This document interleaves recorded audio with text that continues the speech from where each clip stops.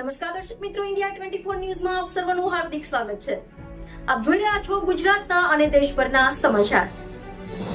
અંબાજીથી પરત ફરતા મધ્યપ્રદેશના બે બાઇક સવારને ખેડબ્રહ્મા પાસે અકસ્માતમાં એકનું મોત, એકને ઈજા.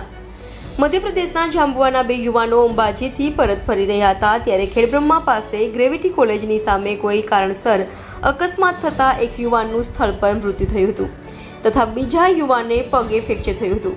મધ્યપ્રદેશના જાંબુઆના 50થી વધુ લોકો બાઇક પર સવાર થઈને અંબાજી દર્શને ગયા હતા, જેમાંથી બે લોકો તેમના કબજાની બાઇક નંબર MP45ZB 6759 પર અંબાજીથી પરત ફરી રહ્યા હતા ત્યારે ગ્રેવિટી કોલેજ સામે અકસ્માત થતાં ખેલુ અમલિયાર નામના યુવાનનું સ્થળ પર જ મોત થયું હતું, જ્યારે અન્ય યુવાન વિકાસ સોલંકીને પગે ફ્રેક્ચર થયું હતું તથા શરીરે ઈજાઓ થતાં તેને એમ્બ્યુલન્સ દ્વારા હિંમતનગર સિવિલમાં રિફર કરાયો હતો.